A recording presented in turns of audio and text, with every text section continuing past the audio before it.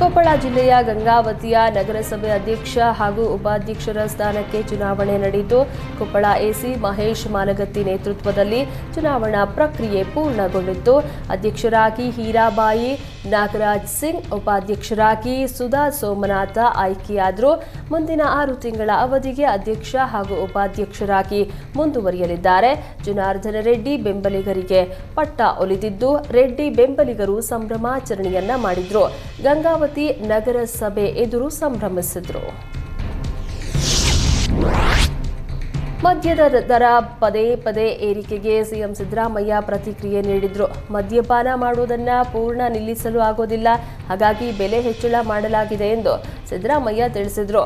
ಬೆಲೆ ಹೆಚ್ಚಳದಿಂದ ಕುಡಿತದ ಪ್ರಮಾಣ ಕಡಿಮೆ ಮಾಡುವುದೇ ನಮ್ಮ ಉದ್ದೇಶ ಅಂತ ತಿಳಿಸಿದ್ರು. ಯತ್ನಾಳ್ ವಿರುದ್ಧ ಎಂಬಿ ಪಾಟೀಲ್ ಕಿಡಿಕಾರಿದ್ದು, ತೀರಾ ವೈಯಕ್ತಿಕವಾಗಿ ಟೀಕೆ ಮಾಡುವುದು ಶೋಭೆ ತರಲ್ಲ. ರಾಜಕೀಯವಾಗಿ ವೈಯಕ್ತಿಕ ದಾಳಿ ಇರಲಿ, ತಂದೆ ತಾಯಿ ಬಗ್ಗೆ ಮಾತನಾಡಬಾರದು. ಅವರಿಗೆ ಹುಟ್ಟಿದ್ರೆ ಇವರಿಗೆ ಹುಟ್ಟಿದ್ರೆ ಅನ್ನೋದು ಶೋಭೆ ತರೋದಿಲ್ಲ. ಅವರವರ ಪಕ್ಷ ಸರ್ಕಾರದ ಬಗ್ಗೆ ಪರಸ್ಪರ ಟೀಕೆ ಮಾಡಿ, ಆದರೆ ತೀರಾ ವೈಯಕ್ತಿಕ ಮಾತನಾಡೋದು ಬಸವನಾಡಿನಲ್ಲಿ ಶೋಭೆ ತರಲ್ಲ ಅಂತ ಆಕ್ರೋಶ ಹೊರಹಾಕಿದ್ರು. ಬಾಗಲಕೋಟೆ ಜಿಲ್ಲೆಯ ಅಡಿಹುಡಿ ಗ್ರಾಮದಲ್ಲಿ ಪೊಲೀಸ್ ಹಾಗೂ ಆಹಾರ ಇಲಾಖೆ ಅಧಿಕಾರಿಗಳು ಜಂಟಿ ಕಾರ್ಯಾಚರಣೆ ನಡೆಸಿದ್ರು. ಅಕ್ರಮವಾಗಿ ಸಂಗ್ರಹಿಸಿಟ್ಟಿದ್ದ ಪಡಿತರ ಧಾನ್ಯಗಳನ್ನು ಸೀಸ್ ಮಾಡಿದ್ದಾರೆ.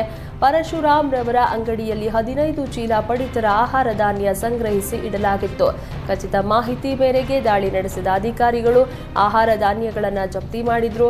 ಆಹಾರ ಇಲಾಖೆಯ ಶಿರಸ್ತೇದಾರ ಬಸವರಾಜ ತಾಳಿಕೋಟೆ ಹಾಗೂ ಆಹಾರ ನಿರೀಕ್ಷಕ ಆನಂದ್ ರಾಠೋಡ್ ಮತ್ತು ಸಾವಳಗಿ ಪೊಲೀಸ್ ಠಾಣೆಯ ಅಪರಾಧ ವಿಭಾಗದ ಪಿಎಸ್ಐ ಮುತ್ತು ವಾಲಿಕಾರ್ ತಂಡ ದಾಳಿ ನಡೆಸಿತು. ಸಾವಳಗಿ ಪೊಲೀಸ್ ಠಾಣೆ ವ್ಯಾಪ್ತಿಯಲ್ಲಿ ಘಟನೆ ನಡೆದಿದ್ದು, ಪ್ರಕರಣ ದಾಖಲಿಸಿಕೊಂಡು ತನಿಖೆಯನ್ನ ಮುಂದುವರೆಸಿದ್ದಾರೆ. ಬಾಗಲಕೋಟೆಯಲ್ಲಿ ನವಿಲು ಬೇಟೆಯಾಡಿದ್ದ ಓರ್ವನನ್ನ ಪೊಲೀಸರು ಬಂಧಿಸಿದ್ದಾರೆ. ಜಮಖಂಡಿ ತಾಲೂಕಿನ ಕುಂಬಾರಹಳ್ಳಿ ಗ್ರಾಮದ ವ್ಯಾಪ್ತಿಯಲ್ಲಿ ನವಿಲು ಬೇಟೆಯಾಡಿದ್ರು. ಅರಣ್ಯ ಇಲಾಖೆ ಅಧಿಕಾರಿಗಳು ದಾಳಿ ನಡೆಸಿ ಯಲ್ಲಪ್ಪ ಎಂಬಾತನನ್ನ ಬಂಧಿಸಿದ್ದಾರೆ. ಭೀಮಾಶಿ ಮತ್ತು ಶಂಕರ್ ಪರಾರಿಯಾಗಿದ್ದಾರೆ. ಬಂಧಿತನಿಂದ ಮೃತ ನವಿಲು ಶಸ್ತ್ರಾಸ್ತ್ರಗಳನ್ನು ವಶಪಡಿಸಿಕೊಂಡಿದ್ದಾರೆ. ಇನ್ನು ಆರೋಪಿತರನ್ನ ಜಮಖಂಡಿ ತಾಲೂಕಿನ ಕುಂಬಾರಹಳ್ಳಿ ಗ್ರಾಮದ ನಿವಾಸಿಗಳು ಪೊಲೀಸರು ಪ್ರಕರಣ ದಾಖಲಿಸಿಕೊಂಡು ತನಿಖೆಯನ್ನ ನಡೆಸ್ತಾ ಇದ್ದಾರೆ.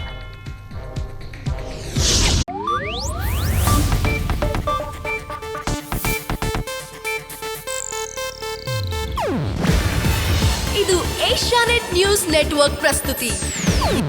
ನೀವು ನೋಡ್ತಿದ್ದೀರಾ ಏಷ್ಯಾನೆಟ್ ಸುವರ್ಣ ನ್ಯೂಸ್.